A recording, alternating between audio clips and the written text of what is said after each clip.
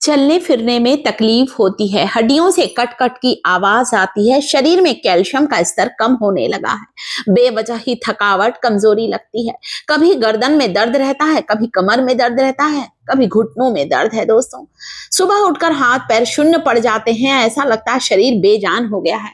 मांसपेशियों में अकड़न जकड़न की समस्या है दोस्तों, तो हो सकता है हमारे शरीर में कैल्शियम का स्तर घटने लगा है। जोड़ों में मजबूती लाने के कुछ आसान घरेलू उपाय लेकर कुछ चीजों को अपनी डाइट में शामिल करना है। उनमें सबसे पहले मैंने यहाँ पर लिया है सेसमे सीड, तिल, जो कि हम सबके रसोई घर में होता है। चाहे तो काला तिल खाएं 1 चम्मच, चाहे तो सफेद तिल खाएं। खासकर अब जबकि ठंड का मौसम है और विंटर सीजन में यह समस्या ज्यादा बढ़ जाती है। घुटनों की ग्रीस को बढ़ाने का सबसे आसान घरेलू उपाय लेकर आई हूं दोस्तों। वीडियो पसंद आ जाए वीडियो को लाइक जरूर करिएगा। बहुत सारी इंफॉर्मेशन अपने परिवार के लिए लेकर आई हूं। आप बोलेंगे मैं तिल खाने पर जोर क्यों देती हूं? खुद का अनुभव है दोस्तों, कैल्शियम के सप्लीमेंट लेने की जरूरत नहीं पड़ेगी। आप चाहें तो तिल को भून कर रखें, गुड़ के साथ खाएं। आप चाहें तो तिल को भून कर पीस कर पाउडर बना ले, गर्म दूध में मिलाकर खाएं। इसीलिए तो पुराने समय में हमारे बुजुर्ग लोग पूरे ठंड के मौसम में तिल और गुड़ के लड्डू जरूर खाया करते थे। एक छोटा टुकड़ा गुड़ का ले लीजिए, सफेद तिल और काले तिल को मिलाकर भी खा सकते हैं।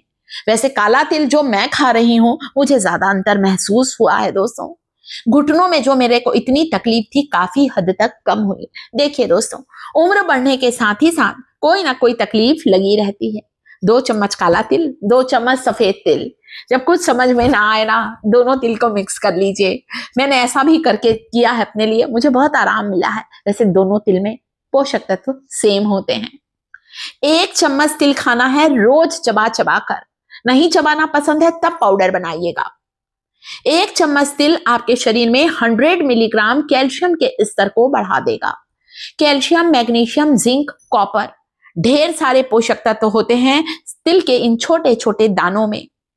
यहां पर देखिए, काला तिल, सफेद तिल को ड्राई रोस्ट किया है, गुड़ के साथ भी खाते हैं इसे, बहुत अच्छा लगता है दोस्तों। कोशिश करें कच्चा तिल मत खाइएगा, कई बार खांसी आती है हमें, सेक कर खाइए। हाँ, डायबिटीज की समस्या है तो यहाँ पर आप गुड़ को स्किप कर सकते हैं। एक ऐसा जादुई नुस्खा अपने परिवार के लिए लेकर आई हूं जो आपके पुराने से पुराने वात रोग, गठिया, अर्थराइटिस को बिल्कुल समाप्त करेगा।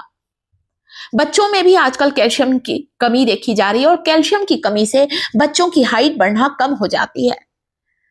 तो इसके लिए आप बच्चों को भी दोनों तिल को गुड़ के साथ कूट कर 1 चम्मच इसे दें, या आप तिल और गुड़ के लड्डू बना लीजिए जैसे मैंने बनाया है। सफेद तिल को मैंने कुछ बादाम भी डाले हैं, गुड़ डाला है, बादाम थोड़े से डाल दिए हैं दोस्तों, किशमिश डाल दिए, जो आपका मर्जी है डाल सकते हैं। तिल पर जरूर जोर दीजिए। तिल और गुड़ के लड्डू आपको पूरे ठंड में बनाना है। कमेंट करेंगे तो बनाकर भी बताऊंगी। 1 कटोरी दही में तिल को मिलाकर खा लें। रायता बनाएं, रायते में तिल का बघार करें। मैं मिर्च तलती हूँ, मेरे हस्बैंड को तली हुई मिर्च बहुत पसंद है, मैं 1 चम्मच तिल जरूर डालती हूँ ताकि सबके शरीर में कैल्शियम जा सके। बच्चों के दूध में तिल का पाउडर डालकर मैं गुड़ डालकर ही देती हूँ। दही में डालकर तिल का पाउडर लें, आप सूप में डालकर लीजिए, आपको बहुत फायदा मिलेगा। गर्म दूध में 1 चम्मच तिल का पाउडर घर के बुजुर्ग व्यक्ति को भी दीजिए। कभी भी शरीर में कैल्शियम का स्तर कम नहीं होगा, अलग से कैल्शियम की सप्लीमेंट लेने की जरूरत नहीं पड़ेगी। दूध में लें, रायते में लें, सूप में लें, जो आपको तरीका पसंद है, आपको खाना है किसी ना किसी रूप में। यह है हलीम के बीज, जिसे हम आलिव के नाम से भी जानते हैं दोस्तों। ये हलीम के पौधों में से ये बीज निकलते हैं जो कि बहुत पौष्टिक होते हैं, इतने न्यूट्रिएंट्स होते हैं, खून की कमी को दूर करता है, आयरन से भरपूर, कैल्शियम से भरपूर, मैग्नीशियम, जिंक, फास्फोरस से भरपूर होते हैं हलीम के बीज। इन्हें पानी में 1 घंटा पहले देखिए मैंने भिगाया था, गर्म दूध में उबालकर या गर्म दूध में डालकर खाएं। दूध को मीठा करने शक्कर नहीं डालेंगे, शक्कर की जगह डालेंगे आप यहाँ पर जैगरी गुड़, जो कि बहुत ज्यादा फायदेमंद होता है। हलीम के बीजों की खीर इतनी स्वादिष्ट लगती है दोस्तों, इतने पोषक तत्व होते हैं इसमें। इसे ना दोस्तों गार्डन क्रीज सीड्स के नाम से भी जाना जाता है। आप सर्च कर सकते हैं कि इतने ज्यादा इसमें न्यूट्रिएंट्स होते हैं दोस्तों। आप 10 दिन खा के देखें, आपके शरीर में कैल्शियम का स्तर तेजी से सुधरने लगेगा, बढ़ने लगेगा। इतने पावरफुल होते हैं। हलीम के सीड के साथ ही साथ आप चाहें तो हलीम के बीजों का पाउडर बनाकर गेहूं के आटे में मिला लें। जैसे कि अभी मैंने आपको यहाँ पर अलसी खा के दिखाया, फ्लैक्सीड। मैं कई बार हलीम के बीज और अलसी को पीस कर इसका पाउडर जब रोज रोटी बनाती हूँ ना, गेहूं का आटा लेती हूँ, उसमें 2 चम्मच इस पाउडर को मिला देती हूँ ताकि हमारे परिवार के सभी सदस्यों के पेट में ये जा सके। अलसी को कभी भी कच्चा नहीं खाते हैं, हमेशा फ्लैक्सीड को थोड़ा ड्राई रोस्ट करके खाएं।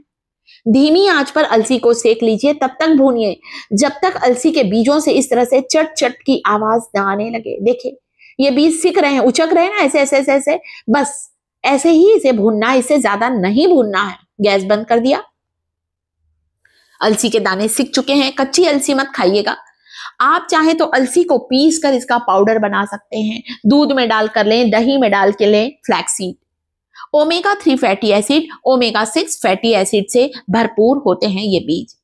ये है रागी, जो कि बहुत आसानी से आपको कहीं भी मिल जाएगी।